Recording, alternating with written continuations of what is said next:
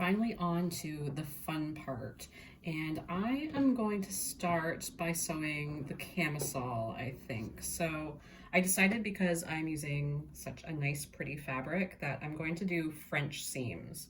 So the way you do a French seam is you're first going to put your front and back together with the wrong sides facing each other, so the opposite way you normally would stitch them. This sewing pattern comes with a 5/8 seam allowance, so I've got lots of room for doing that. If you're using a sewing pattern with a really narrow seam allowance, you'll either have to add seam allowance to it or choose a different method. So I'm going to pin this together because it is cut on the bias, which means it's a little bit more prone to slipping and stretching out.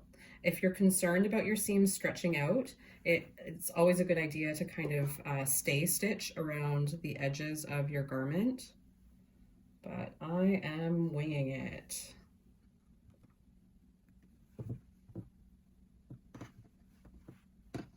And you may also find with bias cut garments like this, with fabrics that really drape on the bias, that your edges don't quite match up perfectly, especially if you're not a precise cutter like I am, because cutting sucks.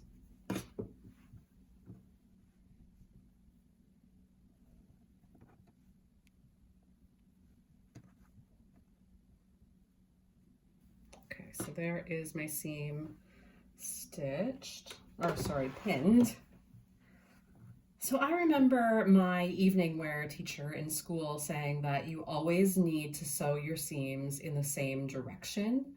And I've always kind of followed that. I don't know really if that is 100% true or not, but it is stuck in my head that I'm supposed to do that, so I'm going to do that. I'm going to do a really narrow seam, like about 1/4 inch. Make sure you've got a nice sharp needle.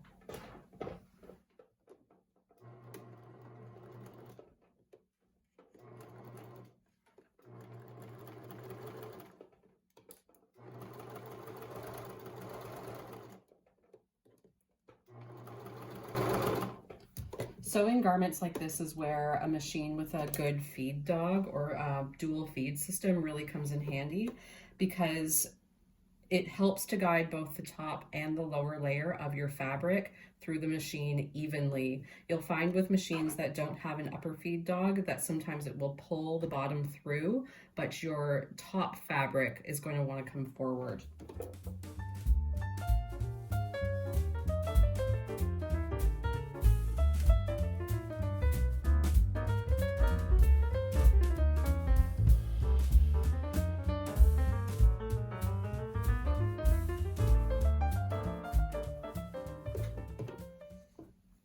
I'm going to trim this back. I would recommend then taking your garment over to your ironing board, flipping it so it's inside out, and then pressing your seam. And you want to make sure that the seam lays flat along the crease where you've pressed it, so you don't get your seam allowance stuck in the next row of stitching you're going to do. So I'm going to run downstairs where my ironing is, and I am going to iron this, then I'll come back and I will finish my French seam. So here I have ironed my seam. So if you just take a peek inside, you can see there's all the seam allowance, and it's going to be pressed between your two sides. And now I'm going to run this through my sewing machine again at about 1/4 inch, or maybe 3/8 inch. And I'm going to stitch it so that the right sides are together, and that will finish my first seam. While you're sewing this seam, you can just use your fingers to feel and make sure you're not catching any of the seam allowance in your stitching line.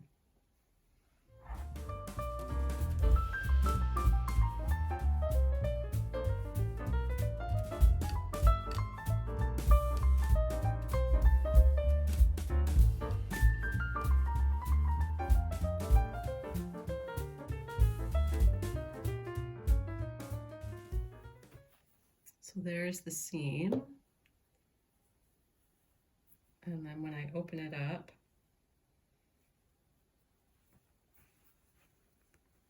looks just like a regular seam, but on the inside there's no raw edges, and there's no raw edges, and there's a really nice finish on the inside.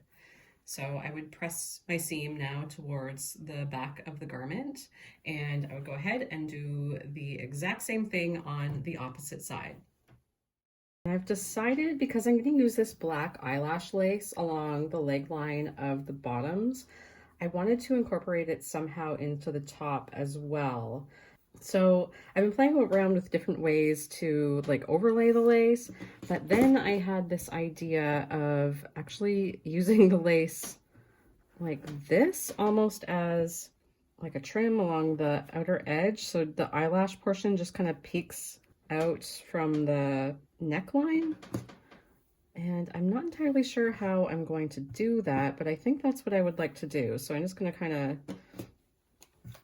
cut like a strip like this along here so that it's long enough to cover the length of my my V-neck. So I'm just going to roughly see here. And I want to make sure that I can center it. So I'm just going to fold my lace in half. And hopefully I don't totally mess this up, because this is the only piece of this lace that I have. So here we go. This is winging it.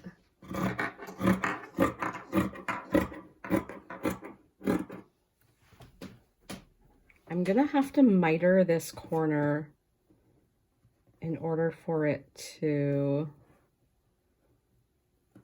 kind of go nicely along the edge. Though maybe I'll miter it here. And like, oh my gosh.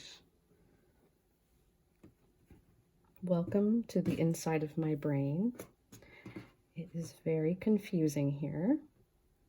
Okay, so if I go like that, I'm going to stitch down here so it's mitered, and then I'm going to pin it along my neckline and just pray that it works out. Okay, the other thing I want to do is actually just slash.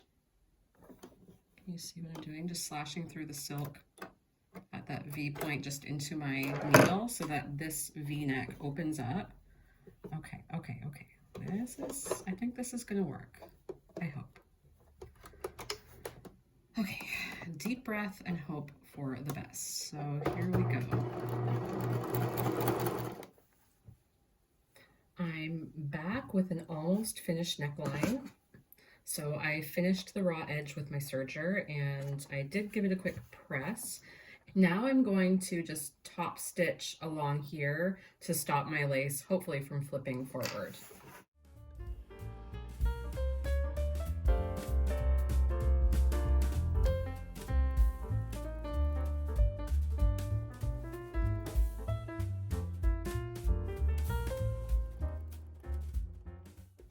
When you get to the point of the V, sink your needle down into your garment, lift your presser foot, and then pivot so that you can continue along.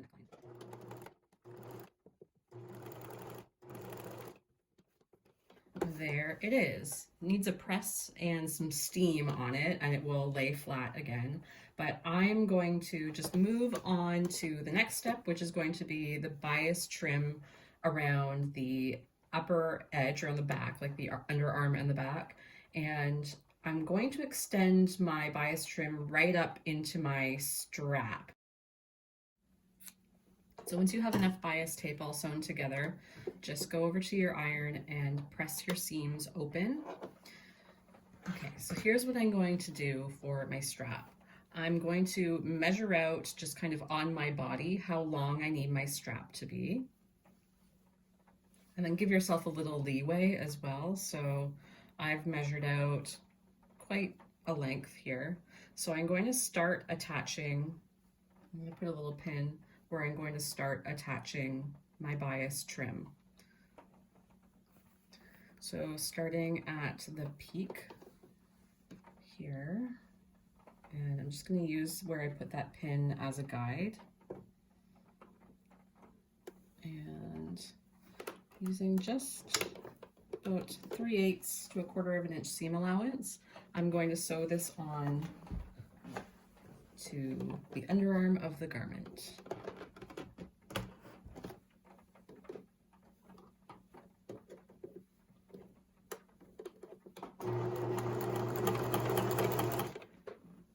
Oftentimes when I'm sewing with bias, I find as it stretches out this way, it shrinks down vertically. So you might need to go back and kind of trim that up a bit. But what I'm going to do with my iron is I'm going to press this up, and I'm going to continue pressing the fold all along the strap extension. And then I'm going to press it over, and then I'm going to press it so that this raw edge turns under. So I'm going to get a very narrow bias binding. So I'm going to run over to my ironing board and I'm going to iron this out, and then the whole thing will get top stitched. Here is my bias binding that I have pressed. So just flip it around to the inside. So I pressed all the way down the strap as well. So you can see I folded in the raw edges and then folded it in half. I have pinned this all the way across as much as I can. And I'm actually gonna sew it starting on the what will be the inside.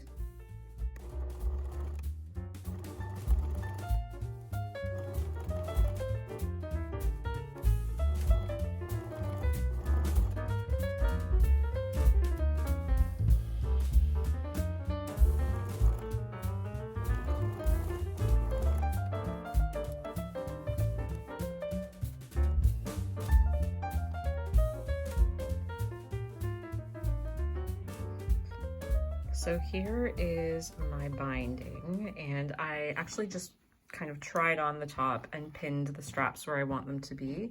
I'm going to do just a little kind of a loop under, so there's a little bit extra if I need to adjust them at any time, and then I'm going to stitch it in place. I'm just going to do a couple rows of top stitching, and then as far as finishing, I'm just going to do a really narrow rolled hem on the bottom, and then the camisole will be done. So I just went to try this on and it's too big. It's a lot too big. So I am going to have to very carefully unpick the binding just at each seam. So I'll unpick it here so it is open, and I'm going to unpick this seam and I guess figure out how I'm going to fix this. And that's part of winging it. And I also find that's part of these commercial sewing patterns. They often have an awful lot of ease. And I didn't actually see anywhere on this pattern where it specified how much ease was in it. So here we are. This is the situation we are in.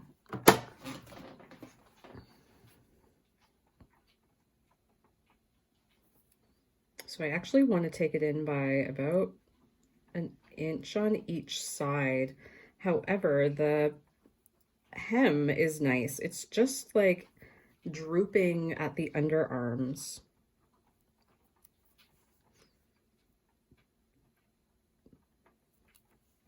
So I basically want to just taper it in kind of like that.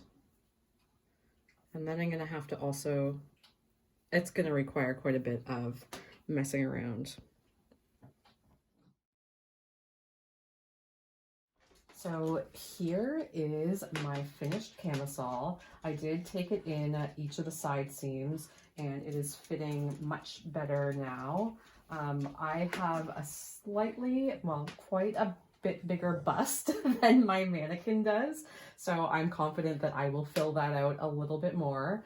But with bias cut garments, it's often good to let them just sit so that the fabric can hang in this new way that you've cut it, because you haven't cut it along the grain, you've cut it to the bias grain, so it can kind of settle.